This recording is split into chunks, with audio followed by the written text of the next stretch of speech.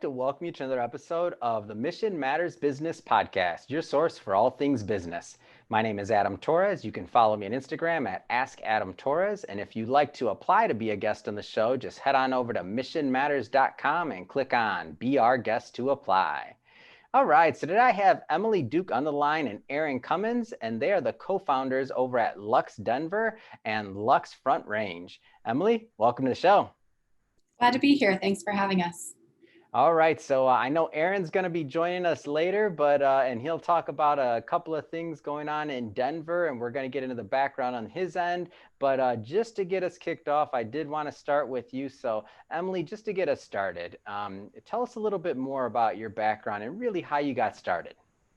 Yeah, so I have a background in psychology, and I was taking a break from the academic world and happened into real estate, and it seemed like a great thing to do. My family had been involved with it. I love going to open houses and, all the things you hear when people say they get into real estate. And very quickly realized upon entering the industry that the way I was being told to find success was not at all aligned with my values.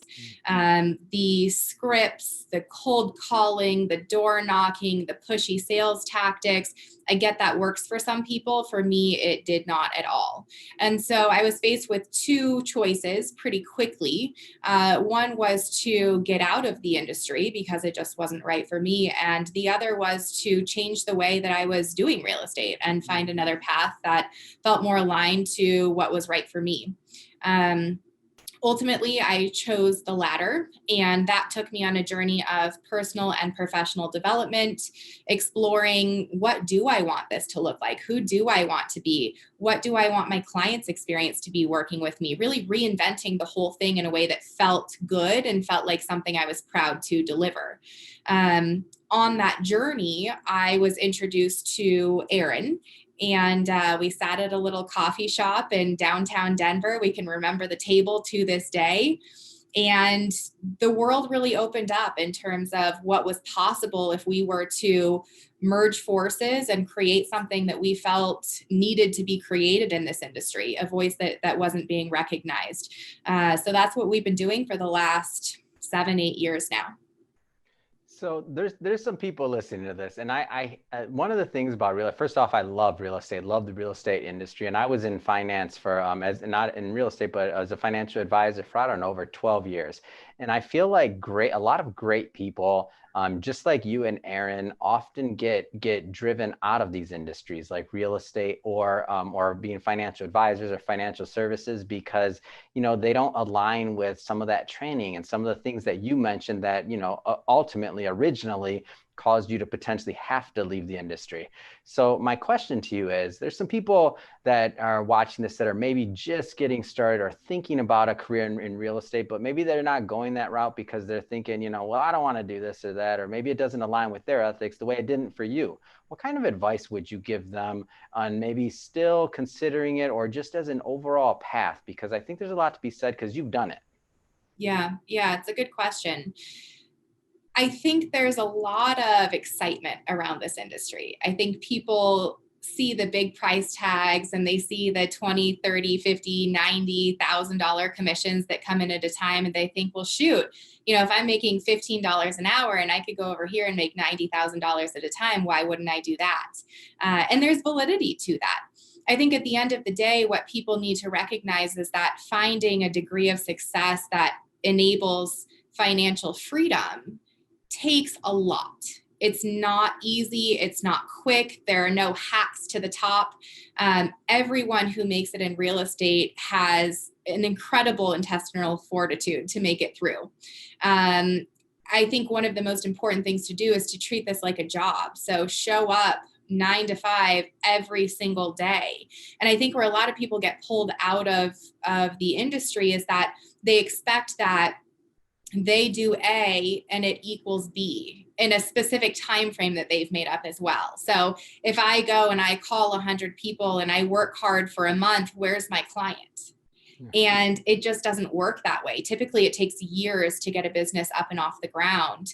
And it requires a person who's able to get back up one more time than they've been knocked down, which is really hard when we're looking for results. We're looking for money. We're looking for some indication that what we're doing is working. And that often is very delayed, particularly in the first few years. So I would say get into it because you're committed to it. You expect this to be hard. You expect it to be a long-term career. Find people who are going to support you the way you want to be supported. They are out there. They may not be easy to find. They may not be in the huge brokerages we all know of, but they're out there. And then set accountability structures. So hold yourself accountable, find other people who can hold you accountable. It's not a one-man ship all the time. You know, it really does take a community in some aspects for people to get up and off the ground because it's so hard to do. So go in with a long-term mindset, go in with a hard work ethic, and expect to work really hard for a number of years before you really find a comfortable level of success. A great answer, and I love it because it's authentic and it's true. And for those that are supposed to receive that message that are watching this, I'm sure they're going to be inspired. So I have to ask you this question. So from psych, I know both you and Aaron have this psychology background. So from psychology to real estate, I mean, you got to tell me a little bit more. Like, how does this work? Like, how do your clients benefit from this? Because I think it's awesome. Yeah. You know, I think at the end of the day, most businesses are in psychology. Call me crazy. I mean, I was studying the actual brain before.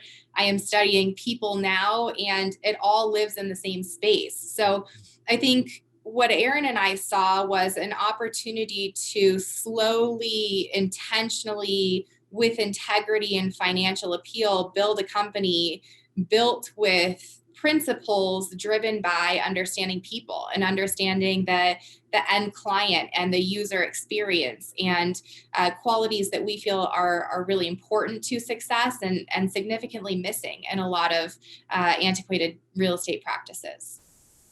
All right, Emily. So we talked about psychology from the standpoint of how you're working with and helping clients with it, and how they benefit from it. But what does that mean, like internally for culture or like otherwise? Yeah.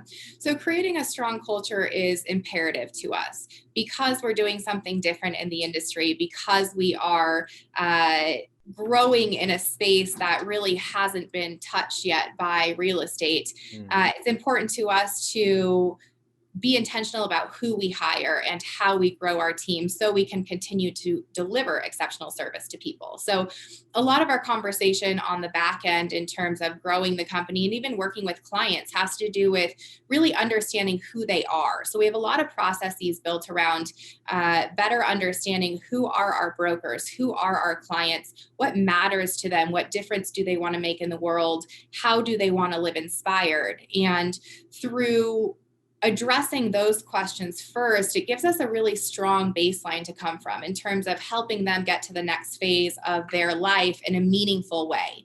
And I think what we find in real estate is so often there's a profit first mentality where people are all about just close the sale, get the deal, push the person. The clientele becomes the collateral.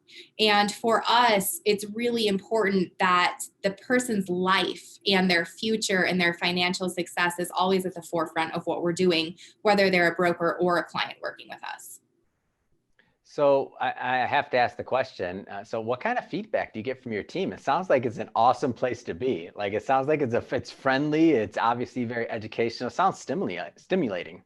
Yeah, it's really enjoyable. You know, I joke that I want to wake up and want to go to work. I want to like the people I work with, and I'm fortunate to be in a position where I get to make those choices. So we end up hiring on about 18% of people who we speak to in the industry, and that's because it's really important to us to find alignment and find quality. We work with the salt of the earth people, and people who enjoy a collaborative community, people who are kind, people who care about how they're helping their clients get to the next phase in life. They want to be advisors in this process. And it really makes it enjoyable for me to know not only that that's where I get to work and that's who I get to surround myself with, but also that this option exists for people in the community who want to interface with real estate. They want that significant financial advantage in life, but they don't necessarily want to work with the antiquated, pushy salesperson. And we feel really good about providing an alternative both inside of the broker space as well as the community space, that there are really people who care. There are the type of people you're looking for to help you in your transaction. That's awesome. So now we've dealt with obviously the ethics behind the firm, how you built it, the backstory. We also talked about internally how you're building a strong culture, which is amazing. Let's talk a little bit more about, and I know Aaron's gonna talk a little bit more about the retail side and how working directly with clients and buying and selling properties. But I do know you have a brokerage area, and you're working with brokers all the time. So tell us a little bit more about what that relationship looks like. Yeah. To us, it was important to create a brokerage where brokers didn't have to choose between brand quality, consistent support, and financial freedom. And we feel that often that's a choice that has to be made. So we wanted to shake that up and give people an option that worked better for them in their lives. I want to go deeper into that because let's stick with that for a minute, because I know there's going to be some brokers watching. There's some other people watching this that are like, this sounds a little bit different than maybe what I've heard before. So let's go deeper behind what that means. Yeah. Yeah. So inside of brand quality, what we found is that there's a spectrum of companies in the real estate industry. And on one end of the spectrum, you have brokerages that have been around for a long time. They have strong brand reputation, they're high end, and they cost six figures a year to be a part of. Mm-hmm. On the other end of that spectrum, you have companies that have a lot of people in the office, sometimes 5, 6, 700 people in an office, not a ton of support, and underdeveloped branding. And for us, we really wanted to offer a middle ground space where someone didn't have to sacrifice their commitment to alignment, to luxury, to a beautiful, well executed brand, but also didn't have to spend six figures a year to get that. So inside of brand quality, that's always been a focal point for us. Inside of consistent support, I think this goes back to our previous conversation about liking the people we work with. We're really conscious about bringing on the right people, bringing on people who know when and how to ask for support. And on the back end, it also means that we're not overtaxing ourselves. So we have plenty of resources to go around. It's not a scarcity conversation about, is someone going to answer this question ever, or am I ever going to hear back? We're on top of everything. We're in touch with everyone. We're in tune with people's lives. That's really important to us inside of this culture that we're building. For the last point, financial freedom, I spoke to this a little bit earlier, particularly when brokers go to a high-end firm, there's really a choice that has to be made about how much is this brand worth to me? Do I want to spend six figures a year on this brand when I don't have to, but I don't want to go over to this other brand because I don't like the brand that's inexpensive? So for us, we created a middle ground where people have that high-end brand, but they also have financial freedom. And that was really important to us because we believe that most brokers know how their money is best spent. Whereas the vast majority of brokerages in our industry dictate how the broker's money is going to be spent for them. Often it's on office expenses and technology expenses that people rarely use. So we wanted to give the financial freedom back to our brokers so they can spend it where it makes sense for them. And what we've seen come out of that is we've had brokers that saved tens of thousands of dollars a year and had over 400% ROI on their marketing strategies. We've had brokers who buy investment properties. We've had brokers who buy their dream homes, who give back to communities, donate to organizations that matter to them. And that's really what's exciting to us, is that we believe that they have the ability to spend that money where it's best fit, and it's not our place to dictate that for them. I guess it'd be a silly question to ask you. So what do the brokers think? Well, there's a reason why we hire on 18% of people in the industry, because this isn't right for everybody. The people that it's right for, it's fantastic. I mean, could you ask for something better? You have the community, you have the financial support, you have the transactional support, you have the brand, you have everything you're looking for. And we don't want to dilute that. It's important to us to maintain our incredible brand reputation. So, and some people, quite frankly, just don't care. Some people want to go spend 6 figures a year on their brokerage, which is fine. Some people want to be a part of an office with 500 or 600 people. That's fine. I think it's inside of this conversation for being intentional in our hiring, whereas most brokerages have a butts and chairs mentality. How many people can we hire? How quickly? It doesn't matter how many of them leave in 3 months. We just need to hit our recruiting goals. And that really diminishes, in my mind, the quality of what's possible inside of the brand and the work that's being produced inside of that company. So for us to be intentional about who we're hiring, how we're doing our business, that we all want to be there in this conversation for forging the path for what the future of real estate looks like, it's really rewarding for everyone involved. That's great. Let's pivot a little bit. So I want to talk a little bit more about the markets you work in. I know Front Range of Colorado. I know Denver. Let's let Aaron handle Denver, but let's have you handle Front Range of Colorado. So tell us a little bit more about the market and what's going on. Yeah, so we had a really great thing going in the metro area of Colorado, the Denver and surrounding areas. And we wanted to be able to bring that level of service to people outside of the metro area. So we have our sister brand, Lux Front Range, and we have brokers within that brand who serve people from the Wyoming border up north down to Colorado Springs down south. And same great team, same great principles, same great branding, more ability to serve people in a wider area. Anything specific going on in those areas? So, and what I mean by that is like what type of buyers are typically attracted to those areas that are watching this, and maybe they've looked at Colorado overall and they're hearing this for the first time and they're like, oh, Front Range, I've never heard of that. Like, tell me a little bit more. Like, tell me a little bit more just about the demographic. There's a few interesting things happening in the Front Range conversation right now. The first is as it relates to COVID. What we've seen is the demand for availability in the tight metro area is lessening to a certain extent in favor of people wanting more space, bigger homes, bigger yards, kind of long-term thinking. If I'm going to be in my house, I really want to love it. So it's interesting to see that the areas around the metro area have become much more popular. The prices are going up. It's harder to get there, harder to get a property there. And that's really a unique phenomenon that we haven't really seen so far in our market. And then there are needs for people to live all across the state. So, there's colleges up north, there's colleges down south. We have multiple of the cities listed in the top cities in the country right here in Colorado. Colorado Springs still has a relatively untapped market. So they're continuing to appreciate, but compared to Denver, prices are still low, investment properties are still available. So it's really an emerging market. And then you throw in all of the military bases and the Air Force Academy and all of the great things we have happening in Colorado. There's really a need to serve people in a much wider area than just that metro area. Does Lux work much with investors, just the investment side of things, properties, things like that? I'm just curious because a lot of California downloads here that we get on the podcast and on our show. So I'm like, they're like, oh, Denver, wait, Front Range. Let me see. This might be on somebody's radar. Just curious if Lux works with investors or out-of-state investors often. We do, yeah.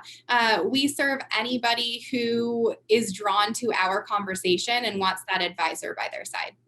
Fantastic. So final question, Emily, and that is, if somebody wants to follow you or Lux or the brand overall on social media, I mean, what's the best way for them to do that? Yeah, so you can find us on Facebook, Instagram, LinkedIn, and Google. Fantastic. And what's the handle? At Lux Denver and at Lux Front Range. Fantastic. Well, Emily, really appreciate you coming on the show today. It's been a pleasure covering a little bit more about, why you started Lux, why you and Aaron started Lux, and also giving us some updates on the Front Range area and how you're working with brokers. So thank you for that. And I guess let's bring Aaron on the show now. And thank you, Emily. Thanks very much. All right, now we have Aaron on this show. I feel like we're wrestlers. Like Emily just tagged you in, and now it's your turn. So for the audience, if you recall, so today now we're gonna bring on Aaron Cummins, and he is the co-founder over at Lux Denver and Lux Front Range. So Aaron, glad to have you on the show. Great to be here, Adam. Thanks for having us.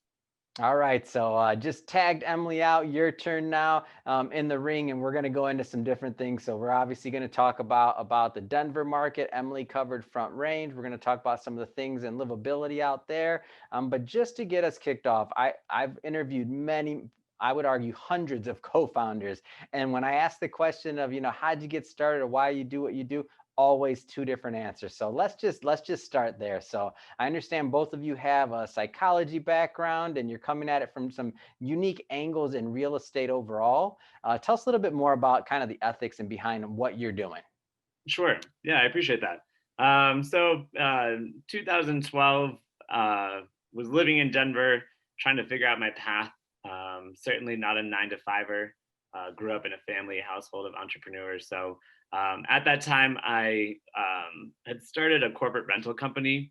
This was basically it provided corporations an opportunity for members of their company to travel to the Denver area for short-term needs. With that was kind of the stepping stone into real estate. That being a consumer-driven business and really learning, about how to connect with the corporate renters rather that are coming into Denver. I had met Emily, who was in real estate at the time, and learned a little bit more about that field. For myself, with my degree in psychology, I think I've always fostered for a deeper and more meaningful connection with the people in my life, and even people that aren't in my life, strangers included. I've always considered myself to be a sensitive person. And I don't mean this just in the sense of really being able, or just in the sense of being sensitive, to a comment that somebody says, but actually being able to feel someone's emotions as my own. This kind of resonated because the buying and selling process is so emotional. And more often than not, people get caught up whether you are buying a new home because it's the biggest economic investment of your life, or you're selling a home where you've created some of the biggest memories of your life. They are often put through kind of emotional train ride. And with that, I knew my strength was being able to connect to people. And though they might not be showing these emotions overtly, I could still read into them and give them that good experience and guide them through that process. So I've always kind of leveraged my sensitivity to my advantage, which has really made me more aware and empathetic to the home buyers and sellers, just so I could really guide them through the process without them making, clouded judgment mistakes. Where often sellers will overvalue their home because they see their home is the best one on the market. And buyers often rush into homes because they think it's a perfect home, but don't realize it might be 2 hours away from work. So we really take everything into account to make sure I am here for you. I hear your needs. I hear your emotions, but I'm also here to make responsible decisions for you. And I think that all in all, that was the main goal that Emily and I connected on when we created Lux, was creating deeper, more interpersonal connections with our clientele that go way beyond their basic needs, ensuring that their best interests are kept in mind. Tell me a little bit more about that buyer journey and what that looks like to you. Because I'll be frank, I've interviewed hundreds of individuals in real estate, and you're the first person I believe I've heard talk about the buyer journey from the standpoint of empathy, or also from relating and feeling their emotions. So I'd be interested to hear your answer to that question. Tell us a little bit more about the buyer journey and what that means to you. Sure, I appreciate that. Yeah, I mean, look, every transaction is different, right? Every person comes with their own baggage. Because you're dealing with first-time home buyers and you're dealing with investors who might be buying their 8th property. So everybody's in a different mental state. I think the people that I enjoy working most with are kind of the people who need the emotional handholding, because I can get closer to them. It's not just a transaction; it's almost a relationship. For me, I like to feel their emotion, to dig deeper, to say, okay, I know you want a yard for your dog and you guys are planning on expanding your family, but what do you love to do? What gets you out of bed in the morning? You know, is it being outside? Is it theater? I mean, what is it that you love most? And how do we build those attributes in and around the place that you're going to call home? What have you found what has been the response from your clients? Like, because I feel like working with you and Emily, working with your team, I feel like it's a little bit of a different experience. So I'm trying to draw out of you like just some of those differences and just that different feel, because I think what you're doing at Lux is really unique. Yeah. So I think ultimately, your clients become your friends. You know, Mhm. you go through this major transaction with them, guiding through, some of these really difficult times in their life because they're trying to bounce their full-time job and purchase this home at the same time, realizing that maybe this won't work out or that won't work out. So ultimately, our clients become our friends. Um, I really think from that standpoint, we develop a completely different relationship with these people that I don't see anybody else in the industry creating. Mm. More agents often than not, and I don't want to speak for everybody, are in it for the paycheck. And, we all certainly need to make money, but for us, there has to be some sort of fulfillment in the line of work that we do. And that's not the paycheck at the end of the table. It's a smile on the person's face at the closing table, knowing that they really did get the dream home they wanted. They really did sift out different neighborhoods. They know they're going to love where they live. We've often not misdirected, rather redirected Mhm. people from neighborhoods they thought they would love into areas they didn't even think of exploring because of their common interest, because what inspires them. And we're like, you love being outside, but you want to be close to work. Let's explore this neighborhood. Let's go dive a little bit further into this. And then let's get into the intricacies of your home and what matters inside of your home. That's great. And so I feel like with your approach here, I feel like also makes this a little bit different in terms of like the culture and like internally and like how you're working with coworkers and otherwise. Can you talk a little bit more about that? Sure. Yeah. I think it's pretty straightforward. For us, we wanted to create a community of agents that work together. More often than not, again, I can't speak for every brokerage out there, but they want to create more of a competitive environment. And I think there is a healthy level of competition to encourage people to perform at their best. But you also don't want to degrade or belittle people who aren't succeeding. We have agents who go through tremendous years of success and then they go through some life altering experience that might cut back on their production a little bit. And I don't want them to feel embarrassed or punished for what has happened to them. That's certainly not their fault. So our goal was to really build a community of aligned agents that support one another.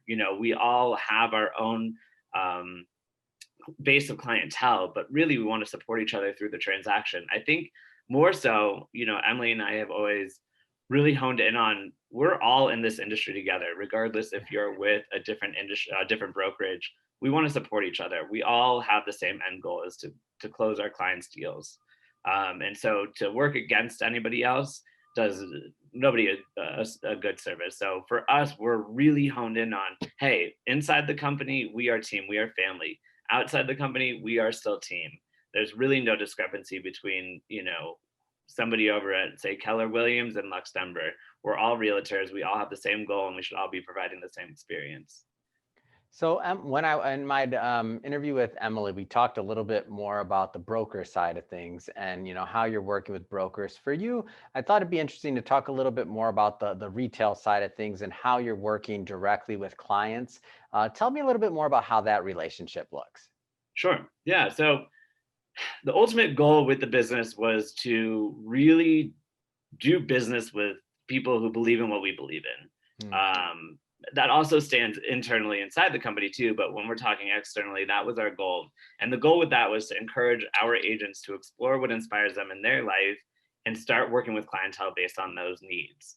Um, with that, we wanted to create something unique that we called the Lux Experience. So a lot of people hear the word Lux, they think luxury. It sure does stand for that. But more so, it's not the type of client we serve, it's the experience that we offer, the Lux Experience. With this, and kind of how we started with that was dissecting companies that already existed out there that had an unmatched experience that couldn't be replicated. Some of these that came up for us during the course of this exploration were Nordstrom, BMW, Trader Joe's. These were all companies that you knew you'd walk into any store across the states and you'd get the same experience. So for us, we're saying, all right, we're not selling anything tangible. How can we create something that is long lasting and could not be replicated? And so what we did is we created the Lux Experience, which is really the foundation of the company.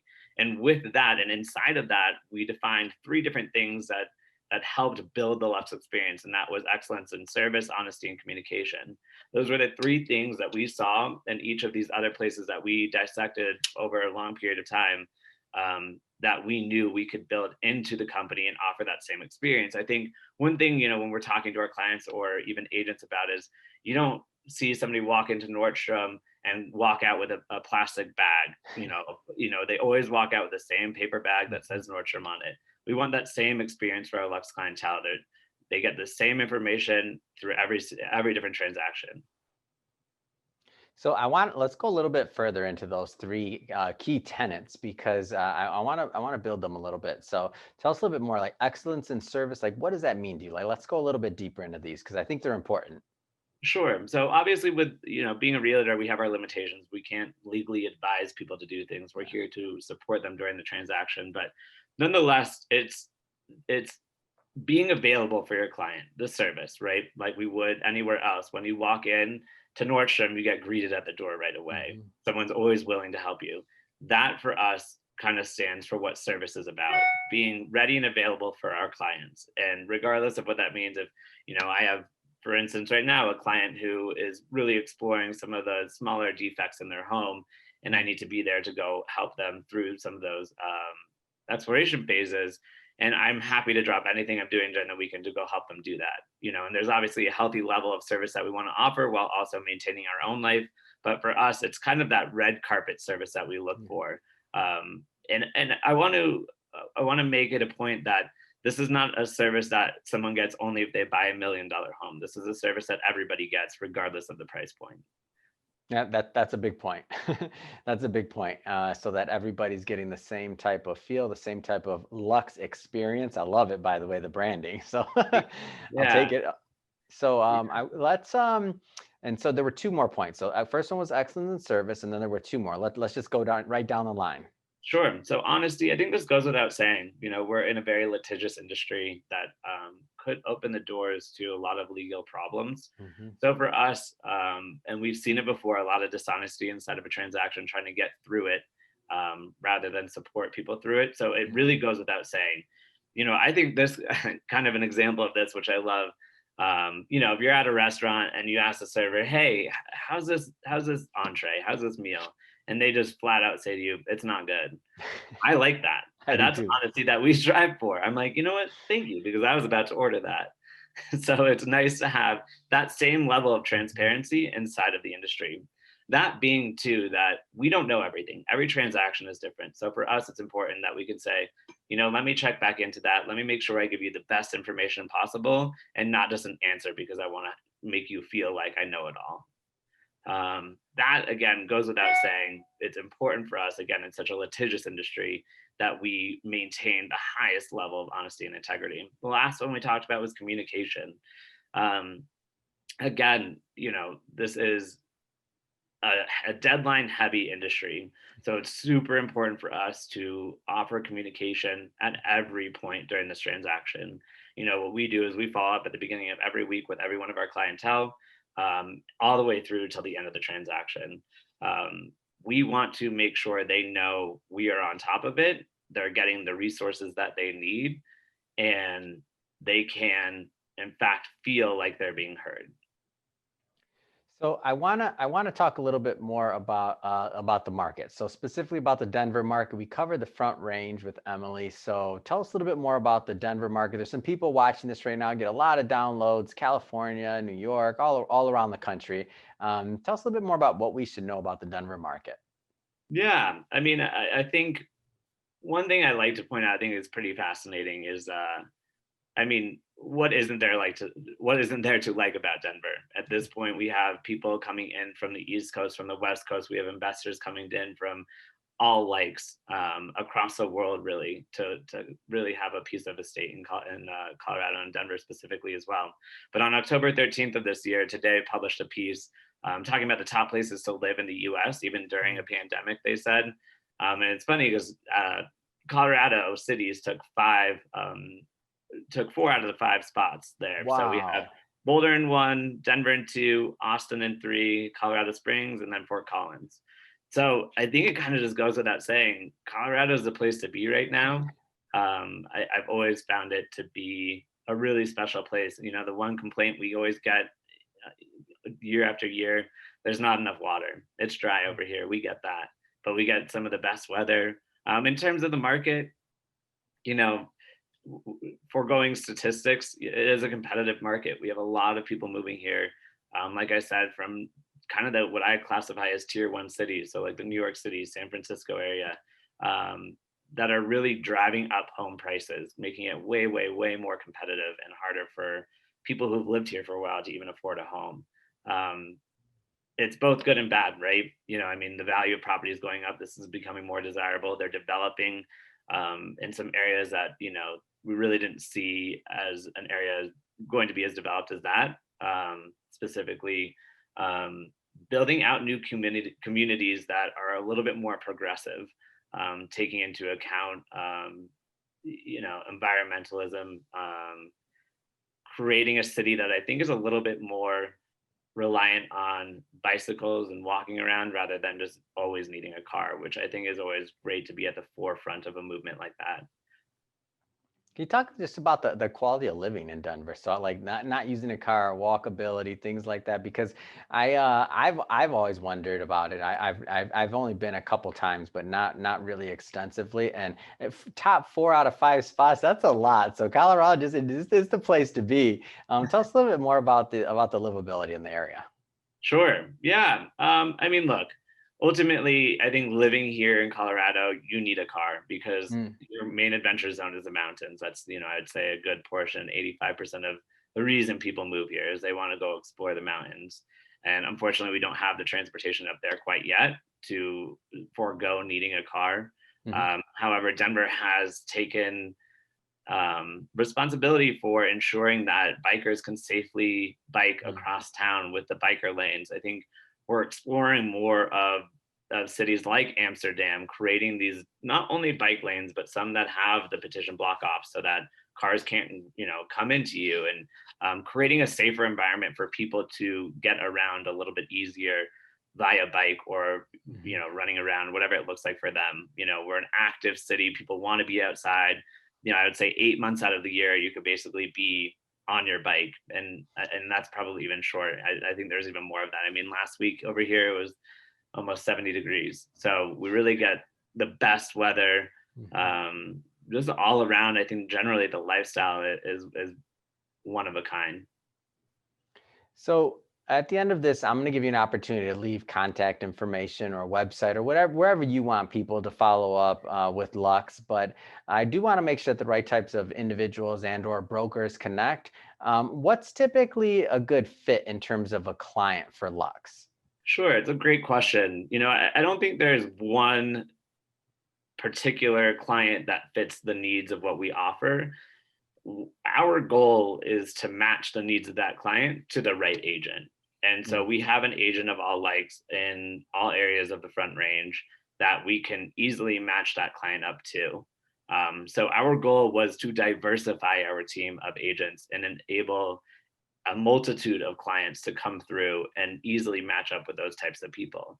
That being, you know, not only location based, but interest based. We know our agents on a personal level. So when we have clients who come through and say, I love theater, you know, it's one of my biggest passions. Well, I know to eliminate certain people in our team because that's not their passion. They're always up in the mountains skiing. So it allows us to really hone in on saying, you know what, we're going to do our best to match you up with the perfect agent who's really similar to your interests. So I don't think there's one type of client, but I will say, you know, anybody who's interested in learning a little bit more about the buying or selling process in the Denver area and is looking for a unique experience, I urge them to check out Lux Denver. Fantastic. Well, Aaron, it's been a pleasure having you on the show today. Definitely great. Love to learn more about your business, why you started it, and all the great work that you and Emily and all of your agents are doing over there. So awesome stuff there. So if somebody is listening to this and they do want to connect and they do want to follow up with you and your team, what's the best way for them to do that? Sure, and thank you for having us. Anybody's interested in learning a little bit more about us, you can visit our website at www.luxdenver.com, or you can email us at info@luxdenver.com. Either works for us, and we'll certainly get back to you. Wonderful. Well, again, Aaron, thank you for coming on to the show. And to the audience, as always, thank you for tuning in. Hope you had a lot of fun. Hope you enjoyed this. If you're a first-time viewer or listener, definitely hit that subscribe button. Love to have you come back and be a return viewer or listener. We got a lot more great guests coming up for you. Don't want you to miss out. And Aaron, thanks again for coming on the show. It's been a pleasure. Thank you, Adam.